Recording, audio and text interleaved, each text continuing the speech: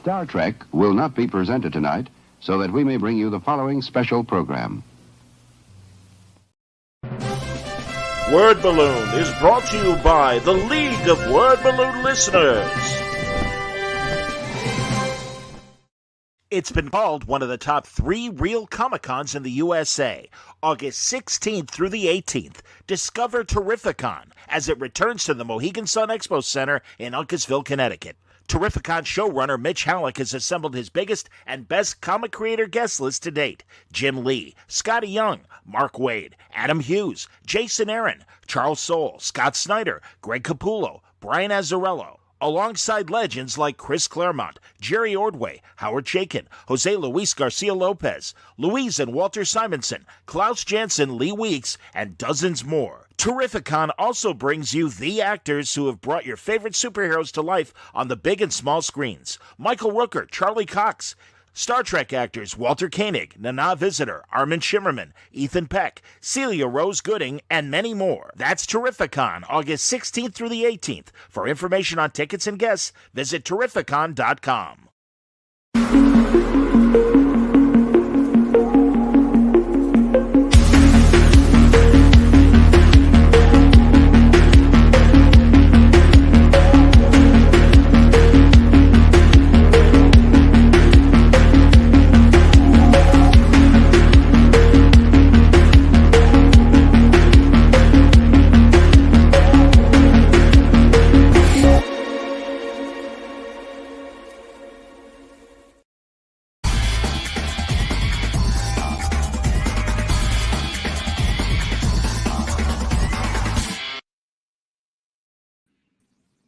Welcome back, everybody. Time again for Word Balloon, the comic book conversation show. John Suntress here. Really happy to welcome Heather Antos. I was telling you off the air, Heather, I've been hoping to have you on the show for a long time, so I'm glad we're finally doing this. Yeah, excited to be here. Congratulations on really all the stuff you're doing right now at IDW. Beyond Star Trek, and that's going to be the focus of this conversation, because I'm a massive Trek fan. But give me the other license. You're editing. Are you in charge of all the licensed books? Which ones are you in charge of? So I'm in charge of the editors who work on the licensed books. So I don't directly edit the day-to-day on the other licenses, but I oversee and help out with licensor relationships with the folks that work on Sonic, Godzilla, My Little Pony, Monster High, American Girl, all the other stuff that we're doing, as well as I help participate in conversations and pitches to potential new licenses and stuff. That's a lot of the cool fun that we do behind the scenes that not a lot of people get to know about. So, do you recruit the creators for the books? Yeah. So for Star Trek, everything goes through me, and for the other licenses, I'll help. I'll help brainstorm names or suggest people that I think would be good, but ultimately at the end of the day, that's the editor's call on those books. I'm just there to be an asset and to help and rub my elbows where they need to be rubbed. But they're not my books. I don't want to take over for the other people. I understand. Well, good Lord, the Trek line is fantastic. And I will even confess, while I sometimes have quibbles about some of the new Trek television product, the great thing is, even prior to your run, IDW, I think, has really handled the license quite well and has picked fantastic writers and artists to represent the brand. I really think, I don't know why it didn't pop up immediately, but I will put up yesterday's Celebration issue, right, that came out yesterday. Yeah. And man, you got some of my favorite people writing. Steve Orlando, Vidi Ayala are two good buddies. And that's terrific. And, let's see if I got it. There it is. I'll show in a second. I really think, you guys, truthfully, do a better job at getting into the characters sometimes, especially some of the characters that are reflected in Celebration. It seems like you have a better opportunity to really explore them and give them more depth than sometimes what we see on the TV shows. I mean, especially here's the cover. There you go. And yeah, I mean, blue. Honestly, Gray and I always forget their characters' names versus their Adira, yeah, yeah, yeah, Adira. Thank you. Absolutely, man. No, and Dr. Culver's right there, and everybody. That's outstanding. Chirino. I didn't realize is Nurse Chapel bisexual in yeah. the current iteration? Yeah, so she there was so far that we've seen on screen, she had a line about, an ex-girlfriend in the past. But they've not, from what we've seen, they've not explored it further in the first 2 seasons of the show. So we got to be the first folks to really touch on that in the comics. Cool. Which is really cool. No, I agree. And my God, the agency that Nurse Chapel finally has, both on Strange New Worlds and in the books, long overdue. And I think that's outstanding. I want to talk about your writers in particular. Lanzig and Kelly. My gosh, did they start on the books before you got on, or did you recruit them? So they were on a little book called Star Trek Year 5 for a couple years before I took over the Star Trek license. But I've worked with Jackson and Colin for, 5 years now, 6 years. It's been a long time because we worked together on a little book over at Valiant called The Harbinger for a couple years. And I really got to know, and they had been pitching me for years before that. So they really, really impressed me with what they did on The Harbinger. And I knew that they are diehard Star Trek fans. So when it came time to, when I got the line and was kind of crafting and molding what I wanted it to be, they were literally the first people that I called to write. That's great.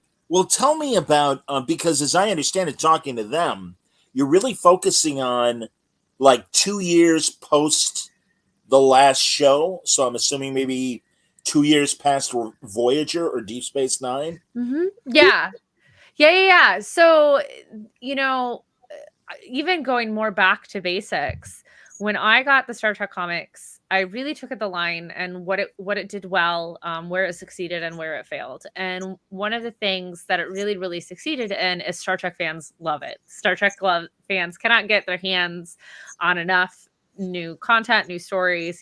They want it, they need it, they yearn for it.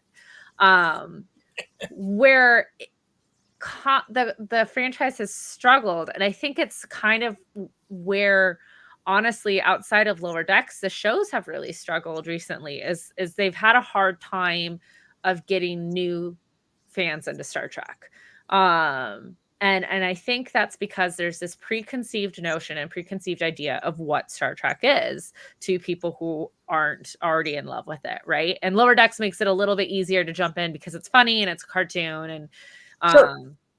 What have you. And I really wanted to create a line of comics that appealed to not just Star Trek fans, but appealed to comics fans, and speak a language and work with each other in a universe in a way that comic fans know and like and appreciate.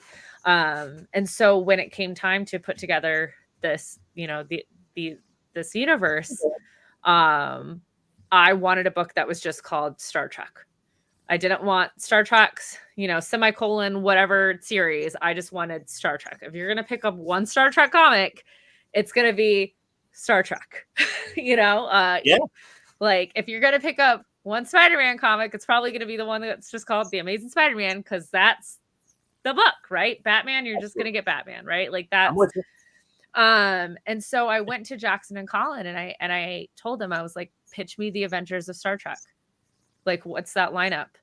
And they're like, cool, we're going to bring Benjamin Sisko back from the wormhole. And I was like, oh, well, they let us do it. And well, I think, the last 2 years of comics speak for themselves. No question. Mike, and truly, I mean, listen, we love Patrick Stewart. I'm sadly old enough that I remember in the early 70s when it was first on syndication, even vague memories of my parents in 1969 when I was 4 years old. And what's with the guy with the pointed ears and stuff, watching it on NBC. So, but that said, and I had the pleasure of meeting Avery Brooks. Hands down, he's the best. He really is, and it was such an interesting choice to end the show with him becoming a god and leaving. Yeah. And again, I not only do I read the comics, I read the paperbacks, and it's like, good. We want more Cisco. I mean, killing off Kirk in Generations, it's like completely unnecessary. God, I mean, look at how Shatner 30 years later is still cooking, man. Yeah. And for better or for worse. I mean, I accept William Shatner warts and all. That's fine. He's a 93-year-old man. He's got more miles than us. You're not going to change his mind, and that's okay. I also know he's an expensive ask, but truly, this period that not only the Star Trek book takes, but also the Defiant book as well, because I want to throw Cantwell in there as well. Chris Cantwell, who I know again, every time I talk to him, I see the action figures in his office and stuff. So no, man, you and Guggenheim doing the miniseries that took place in the first movie era and stuff. Yeah. Really, Heather, truly, I really appreciate your taste, because these guys and women get Star Trek.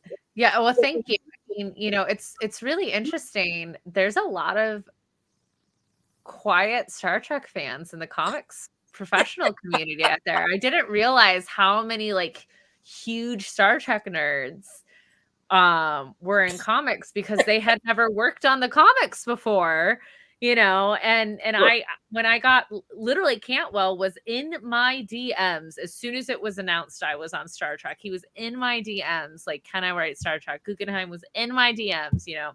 I got Joelle Jones on some covers because she's the biggest Star Trek fan, like Joe Quinones. Kevin Wada just did this one for Celebrations because he's a huge Star Trek fan. So I'm like, no, that's Paulina Ganishaw's. Kevin did the retailer incentive that has Mariner and Jennifer on it. Oh, okay. Go on, excuse me. Yeah. But there's a lot of Star Trek fans in comics, which is great for me. But yeah, no, it's that was another thing is the line previously, though, had a lot of really great fun stories. There was a lot of the same creators that were being recycled, and which they worked for Paramount. They worked for for the license. They were trusted. There's nothing wrong with that. But again, it was really about shaking things up in the Star Trek comics and bringing in new voices and new fans and experimenting and getting to do things like the Halloween comic that we did last year, getting to do like 400, getting to do Lower Decks, getting to play. And even within Star Trek and Defiant themselves, like every single arc is really touching on a different genre. We're doing our really like what Chris and I call it our Event Horizon meets Star Trek arc and Defiant with the parasites right now, right? Sure. So yeah, I mean it's been a lot of fun getting to play, and Paramount has given us so much trust and support to just kind of like do what we want within reason. But they've been extremely supportive, and it's been a lot of fun. Well, the great thing is, and again, I don't mean to pick on some of the new shows, but metaphorically, you and your creators color within the lines. These are fresh stories, but you respect canon. The Day of Blood event from last year was so terrific. Thank you. Oh my God, absolutely. And it's like, wait, and again, this show has a lot of Trek fans, so I'm just going to cut to the chase. And it's like, Kalis did what? And Alexander is now a disciple of Kalis? Fantastic.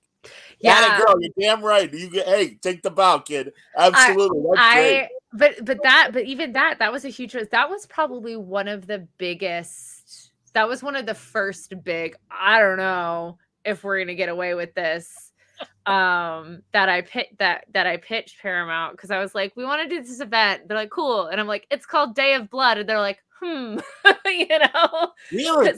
Well, but here's the thing, right? Is Star Trek is why these books work, I think, is at the end of the day, though it is a comic and we do need to get a bit more like pew pew than you do, you know, um, and a little bit more driven. It is about a, you know, a utopic, optimistic, progressive future. And so understandably, Paramount is very protective of how, you know, to the outside world, Star Trek is being portrayed, Star Trek is being perceived. And so to have a title that says Day of Blood, right, with no other context, to have an image out there that is the Delta with blood dripping down on it, right? Like, it was a conversation, let me tell you. It was a very stressful conversation. Interesting. That was had. We've had a few of them over the years, but ultimately, again, it speaks to the level of trust that they have in the creatives that we're working with, and the quality of the storytelling, that we're allowed to put out a book called Day of Blood with a giant, you know. Yeah, I guess, but I, you know, again, this is consistent with the Klingons, and of course there are going to be. We've seen it from the first season of Next Generation, where they revive those three Klingons and are like, you know, the modern era doesn't respect the old ways, and certainly who better than Kalis himself to come up and say, no, that's not the way we do it. So that is surprising, because again, I think it is, from a canon standpoint, maybe the title might have been provocative, but yeah, as far as the content, again, I mean, there's the Federation, and I know Klingons are part of the Federation, but I imagine even, you know, 80 years later, it's still a struggle politically within the story. Absolutely. Story-wise, it's never an issue. Like, it's one of the interesting things about my job, right, is you have to look at things how they can be perceived out of context, right? Like, you just have to. And so Sure. When you're announcing Star Trek Day of Blood with that image and there's nothing else out there, right, that can ring alarm bells for certain people of how things are being portrayed. And that's, you know, that's just kind of it in and of itself, right? Do you want this screenshot just to be out there just as that? Are you comfortable with that? Can you stand by that? Right. We learned very quickly with what was it, the Black Label Batman book, certain screenshots that they didn't want taken out of context that were just plastered around the internet, right? That's an extreme example. But, you know, those are things that editors have to think about, that licensors have to think about. So, you know, for a company like Paramount, for Star Trek, right, their brand is all about optimism, hopefulness, you know, looking forward. So having an image that's just blood is not is, you know, can make some questions get raised. I wondered, and I want to get into the cruise. Like, I would think, first of all, well, an easy get would be, and of course, he was revived and he's alive and well in that Next Generation era. It's great to see Scotty working with Cisco and his crew. And forgive me if I'm behind and Scotty's no longer on the ship with. Scotty's still with us.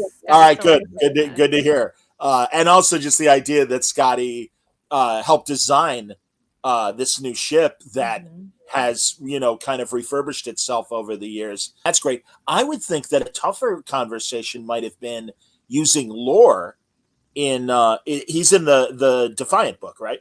Yeah, well, so he started off in the Defiant book, right? They kidnapped his parts from Daystrom. But we last saw him leaving in the Kuva Kalas, right? Kalas' ship with Korath. Okay.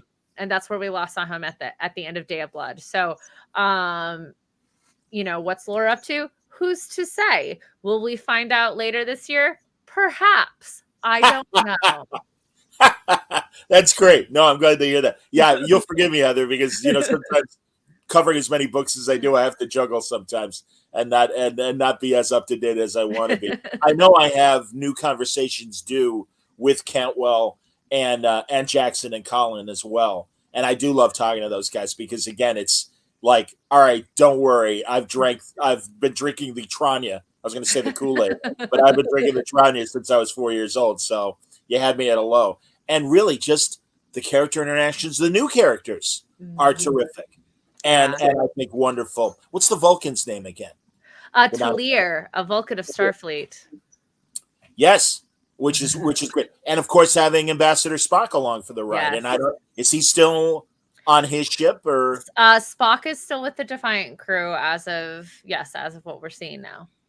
That's great. And also, I like Worf being portrayed as kind of a renegade right now. Yeah, and I like getting to play. He was always my favorite character in TNG. Like I always loved Worf, especially as a kid. Like like I felt very seen by his temper. But getting to put him in this role of responsibility, and we quite often are seeing him between a rock and a hard place, right? Because like quite literally he stole his ship from Starfleet, and now Starfleet is like, cool, we forgive you, but also you work for us, and you're not going to like what you have to do, but sorry, too bad, you have to, and it really, it's what we get to do in Defiant is really, really cool, because we get to almost like point out that Starfleet isn't as perfect and clean as we want to believe it is, because nothing is, Sure. And I think that's a really cool balance of these two titles coming out at the same time and exploring the same universe together, and some of the same problems and same villains, right? You're seeing it on both sides, and I think it's really, really interesting to get to play in Star Trek like that, because we don't often get to see it like that in the shows or the movies or anything. No, there seemed to be a resistance, and maybe it was that Roddenberry edict of everybody gets together. We've gotten past our petty notions of the modern day. But it really was like Deep Space Nine was my favorite show, and I think they very smartly handled, as much as Major Roddenberry, I know it's like, oh, Gene wouldn't like what you guys are doing, but it's like, yeah, but it is a big galaxy, and as much as the Federation might all be on the same page, it's a big galaxy, and you have to deal with other alien races. What I like about your two books also is the fact that you've got couples like B'Elanna and Tom Paris, and they're on opposite sides of this thing. They're on different ships, and that's great. Who's watching the baby? That's very fair. I don't see Admiral Paris changing diapers right now. I would, I'm with you, buddy. That's fantastic. Yeah. So you don't have to specify, because that's your business. But were there things that you asked for that Paramount's like, no way, can't do it? The only thing I've ever had explicitly said no to from Paramount was an issue of Lower Decks we wanted to do, where Ryan North somehow guessed exactly an upcoming episode of the show. Sure. Which, sure. We can't do that then. But no, everything I pitched them has gone through in some way, shape, or form. Like, of course, there are things we'll need to adjust or, be a little flexible on here and there. But it's so funny to me, because when I took on the license, I was told, they're really tough, they're really hard, they're very picky. And I found that so long as you can show you share the same goals, as the partners you're working with, and you really understand and respect the core values of their property, it's not hard. We all just want to make cool stuff because we love it, and we love these worlds, and we love these characters. So, yeah. Oh, there is one other thing. Of course, Lower Decks too. We wanted to use Mariner, but we couldn't use Mariner, so we got to use Shax instead, which worked out well for us. So yes. Oh my God. Seriously, when he suddenly shows up and replaces Worf in the Star Trek book, it's like, God, that is great. Because I Lower Decks has grown on me, and it's because they've really gotten into the characters beyond Mariner. And it's like, Mariner's fine, but you could tell right away, it's like, no, these other three main characters are great. And then you get into the Doctor and Shax, and even, Jack, and certainly the Captain Freeman. But it's like, and it's so great to see Shaq's, again, this sounds ridiculous because we're talking about comics and cartoons, but that Shaq's is taken seriously. Yeah. And it's like, yeah, no, this is a capable Bajoran security officer that understands the Federation and is great. And it's like, that is outstanding. Honestly, I gave it up to Colin and Jackson. Was that their idea to bring him in then? Or you said Ryan. Did it start? You tell me. So it was actually Mike McMahon's idea for us to use Shaq's. That's great. In the comic. So yeah, so we were trying to figure out who we could replace Worf with when Worf went and did his own book, Stole a Defiant, whatever. And Jackson and Colin had wanted Mariner. She wouldn't be the security role. She would have been, doing something else. But Mike said no, that wouldn't work out because of, reasons X, Y, and Z. Sure. But he was like, but what about Shaq's? You can use Shaq's. And so we were just kind of like, yes, like why would we not use Shaq's? So it's all props to Mike, who, has been such a huge supporter of the comics, not only the Lower Decks comics, but also, the main line and everything too. So it's been really, really great to get his blessing, to bring Shaq's to life, to reality, right? In our way. So yeah, that's cool. I got to be honest, and I don't know what Jackson and Colin were planning on with Mariner, but she always, and this is an old reference, you'll forgive me, but I'm a big old TV fan. I always say Mariner is like Phil Silvers on the Sergeant Bilko show, where I think in the later seasons, she's shown her allegiance to Starfleet and that maybe underneath she really does give a damn. But that it always seemed to me as this junior officer that likes being a junior officer, not necessarily wants to coast, but certainly doesn't want to all right, we're going on survey. Hey, being the boss is hard. Not everybody has to want to be the boss, Yeah, exactly. Sorry, boss. Which, by the way, that was so great in the cartoon when all three were like, yeah, quit boss this around. I don't boss you around. Yeah, right, boss. Whatever. It's like, So I do love that. And that's the thing that I really think in subsequent seasons, they've taken shots at Mariner in a way that, frankly, Michael Burnham is a little too perfect for my taste. But that's me. And again, I don't want to burden you with TV stuff. That's their issue, and the show is ending. I didn't have a chance to finish the last episode. I'm only about 15 minutes into it now. I don't know if you've had a chance to watch it yet yourself. I haven't had a chance to watch it yet, but I did get to read the script for it like 6 months ago. So sure. I wonder if it's the same thing. We'll find out. No, I understand. Absolutely. Of the TV shows, I got to ask you some fan questions. Which is your favorite series? Like out of all of them? Yeah. Oh gosh, that's tough. TNG is the most nostalgic to me because that's what I grew up watching. It's one of the first shows I really bonded over with my dad. That's great. I loved Worf, and Beverly Crusher was my first icon. I'm just, her and Princess Leia for me as a kid. That was it. That's great.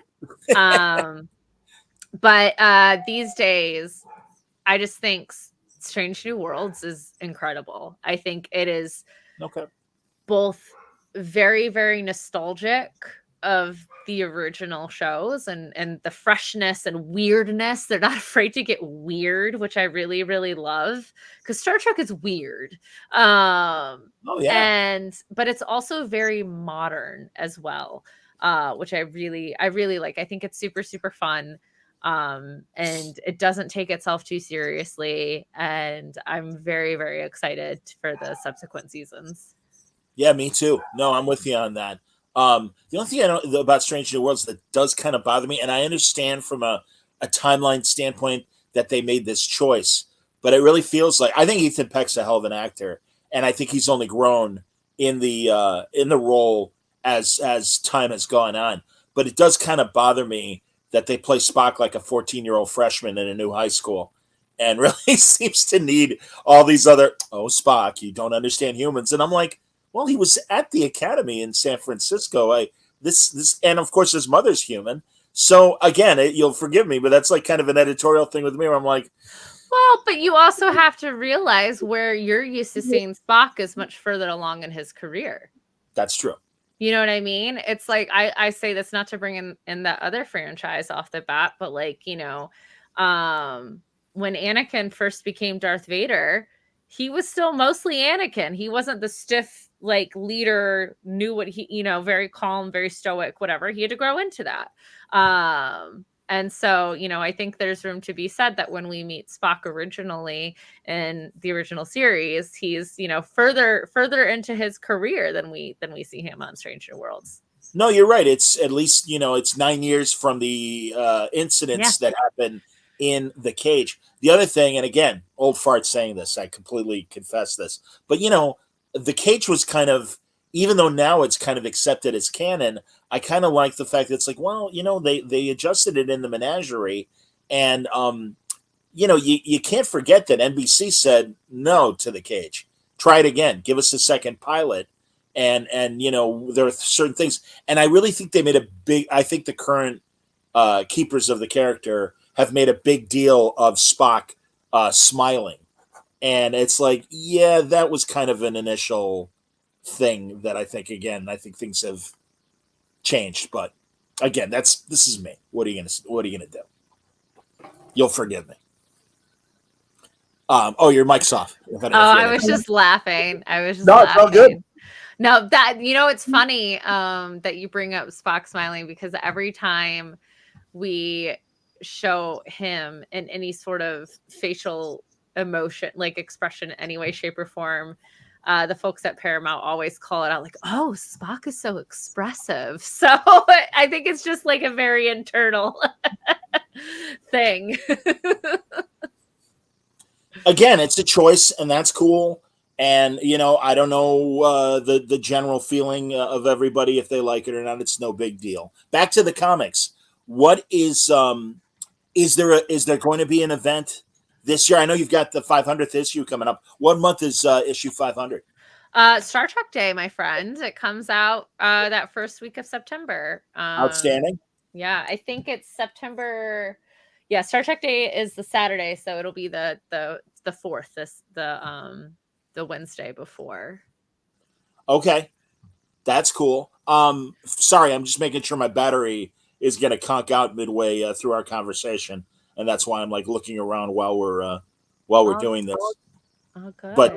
But yeah, exactly. Well, and also I'm not going to keep you much longer. Have you announced? Is it going to be like the Celebration book, where it's going to be an anthology of stories? I mean, what's the plan? We actually just officially announced it, I think, last week. So it's going to be much like in Star Trek 400. We are bringing in a bunch of different creators, both old and new, to Star Trek comics, revisiting some of the stories and characters we've seen since 400. And we're having some guest creators come in. One I'm very excited about, Mr. Patton Oswalt will be joining us. Hey! Super fan himself. Sure. So we're going to be talking a lot more about 500 with Patton and some of the other writers at San Diego Comic-Con this year. So if you're going to be there, definitely swing by, to learn some more about that. I won't, but I hope perhaps post Comic-Con that I can get with Greg and maybe have some of the guys and women come back. I got to talk to Vita about her Celebration story. Yeah, they're great. Excuse me, I want to use the right pronoun, but they're terrific, and one of my favorite people. And I mean, like I said, Lansing and Kelly, everything they do, not just for you guys, but also Marvel and DC and everything that they do. And I got to admit, I never read Harbinger. I'm going to have to reach back and check that stuff out. You're gonna have to check it out. I mean, I first worked with Vita on Livewire, so it all goes back to Valiant. Well, and Heather, truly, it doesn't surprise me because, again, you made your impact before you got to IDW. So, you've got the metaphoric Rolodex. They don't exist anymore. You know what a Rolodex is. Again, sometimes I got what? I imagine a college kid right now is like, what? I have the Google spreadsheet. Yes. There you go. Exactly. Thank you for bringing Grandpa up. My VCR keeps flashing 12, so you'll forgive me. But I'm excited then for 500. But is there going to be another like Day of Blood sort of event coming up too? I guess you'll have to keep reading the comics and finding out. I don't know. That's great. I don't Fantastic. know. And we'll still get miniseries of some of the other ages of Star Trek.